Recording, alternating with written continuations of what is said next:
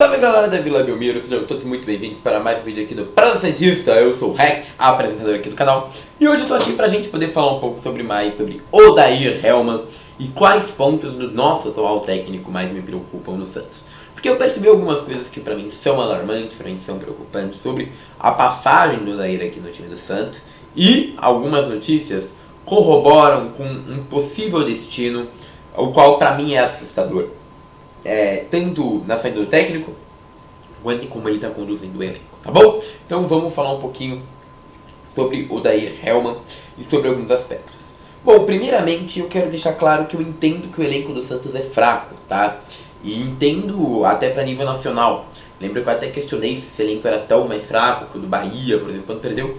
Mas eu entendo que tem seus pontos positivos e pontos negativos, assim como o do Bahia também, né? Então eu diria que até... a gente pode falar que talvez seja um pau a pau. Eu ainda acho o Santos um pouco melhor, admito. Mas a gente pode falar que é um pau a pau, né? Afinal tem o Biel, tem o Cauli, tem o Ademir, tem jogadores interessantes também no time do Bahia. Agora, o meu ponto principal é comparação sul-americana. E isso é um ponto que eu queria trazer em vídeo. Eu vejo muita gente falando que o time do Santos é fraco. E eu entendo que pro nível Brasil ele seja fraco. Mas pro nível sul-americano... E por que eu pergunto isso? Lembra quando a gente trouxe o Fábio Bustos, ano passado? Que era muito alegado.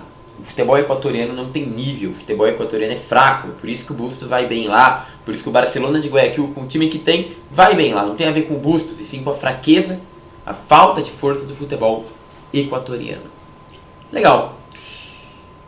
O futebol chileno é pau a pau com o equatoriano, tá? Isso é uma coisa que eu posso afirmar, talvez um pouquinho melhor ainda, talvez um pouquinho pior. Isso a gente vê pelo número de times que tem chegado na final da Libertadores da Sul-Americana, que geralmente são do Equador, tá? Del Valle muitas vezes, o próprio time do Barcelona chegou recentemente a uma semifinal de Libertadores, a uma final de Libertadores, acho que é uma semifinal, né, de Libertadores. Então, a gente vê times equatorianos chegando, o que time chileno já não consegue. Tá, por que eu falei toda essa volta? Porque se o futebol equatoriano é muito pior que o brasileiro, e o futebol equatoriano hoje está melhor do que o chileno, o futebol chileno então é bem pior que o brasileiro. E se eu digo isso, um time que está em 10º no futebol chileno, com certeza tem um elenco mais fraco que um 10º time do Campeonato Brasileiro. O que eu quero dizer com isso? O Audax jogou contra o Santos 2 vezes. O Santos não conseguiu ganhar do Audax em nenhuma e ainda perdeu do Audax em uma delas. Se o técnico do Audax consegue pegar um time que sim é pior que o Santos e potencializar o time, por que o Santos não consegue pegar o time dele que é pior e potencializar o Santos contra ninguém? Por que o Santos não consegue fazer o que o Audax italiano fez com o Santos? E é isso que eu acho que é um pouco preocupante, é isso que eu acho que é onde vai minha crítica ao Odair realmente. Falar, o Odair olha pro banco e não tem opções. Mas cara, isso faz sentido quando a gente pensa no nível Brasil. Agora, você vai me falar que não tem opções ao nível futebol chileno, nem futebol chileno de qualidade, futebol chileno meio de tabela? Que até pouco tempo era futebol chileno quase rebaixado? Então o Santos não tem opções para jogar contra um time do futebol chileno? E eu tenho muita dificuldade de aceitar isso. Porque pra mim isso não é verdade. Pra mim, aí sim é uma incompetência contestada. Se o seu time não tem capacidade de jogar bem contra um time do futebol chileno, aí eu não acho que o problema é só o elenco. Eu acho que o problema é a formação do mesmo. Mas um dia tava sem o Luiz Felipe. Cara, tava sem zagueiros, tinha o Luiz Felipe, né? E jogou ainda o Joaquim e o Messias. Cara, o Luiz Felipe e o Alex serão titulares, provavelmente saudades, tá? Mas o meio de campo estava todo fragilizado, jogou com Camacho, Alisson. Provavelmente os dois seriam titulares no Audax italiano. Eu não concordo. Então vende um deles e você contrata uns 3 ou 4 jogadores do Audax italiano, tá? É difícil, cara. Eu ali, pra mim, já tem um ponto aí que tem que ser pensado. Mas, Rex, ano passado, o Santos caiu na Sula nas oitavas, mas jogando muito mal nas Copas, na fase de grupos, né? E o Bustos teve números piores que o Odair Hellmann. E é verdade. Mas vai lembrar que o Bustos ele só disputou 2 competições no Santos, 3, Copa do Brasil, Brasileirão e Sul-Americana. Enquanto o Hellmann disputou uma competição bem mais fácil que o Bustos, disputou 1 ou 2 jogos, que é o Paulista. Mas o Hellmann não tem bons números no Paulista para justificar isso. Sim, mas ele teve essa chance. Coisa que o Bustos sequer teve para melhorar o percentual de vitórias dele. E aí, na Sul-Americana tem uma diferença muito grotesca para mim. O Bustos pegou um time fraquíssimo, ridículo e ruim, que é o Santos. E mesmo nesse time fraquíssimo, ridículo e ruim, jogou com o time reserva. O Odair Hellmann não. O Odair jogou com o time titular. E mesmo com o time titular fraquíssimo e ruim, perdeu. E o Bustos com o time horrível, fraquíssimo e ruim, reserva, passou. E pra mim a gente já começa a ter uma outra diferença que mostra a fragilidade do trabalho do Odair Hellmann. E aí o Odair começa, e aí a gente vai entrar nas notícias, a me impressionar. Quando a gente vê que parece que a questão não é mais só fora de campo, não é mais só resultado. Porque o que eu falei agora, nada mais ou nada menos é que resultado. Que um acréscimo de placares, que um acréscimo de jogos. O Odair Hellmann, ele tem um problema sério, fora de campo, que me assusta. Porque eu comecei a ter magnitude pelas notícias que eu li hoje, de onde ele pode estar chegando. Então eu começo com essa seguinte notícia aqui, que é sobre um psicólogo que vai falar, tá? Psicólogo rebate, fala de Odair sobre trabalho mental dos jogadores. O Odair disse na tela mista o seguinte, né? Não há psicologia que vai resolver o problema, que vai solucionar o trabalho dentro de campo, e que essa não era a função dele.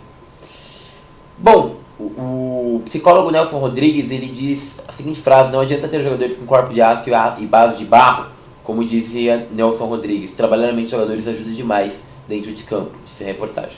Perdão, o nome do psicólogo é Dr. João Ricardo Kozak. João Ricardo Kozak, presidente da Associação Paulista de Psicologia do Esporte e Exercício, tá? Esse é o nível do cara que a gente tá falando. E aí o Kozak falou, né, da falta de presença no tratamento dos jogadores, dos efeitos negativos, e ele fala, rebatendo, né, uma crítica. Então, o psicólogo que são uma passagem para o Corinthians, Palmeiras, Cruzeiro, rebateu a fala de Odair Hellmann. Os treinadores devem participar sim do processo psicológico. Deve existir um projeto multidisciplinar de trabalho psicológico no esporte. O psicólogo deve ser mais um profissional ou comissão técnica. Ele é um profissional como nutricionista, médico, fisioterapeuta e fisiologista. No futebol brasileiro, infelizmente, ainda se sabe muito pouco dessa ciência. Ou seja, basicamente o Kozak aqui, o que ele está falando?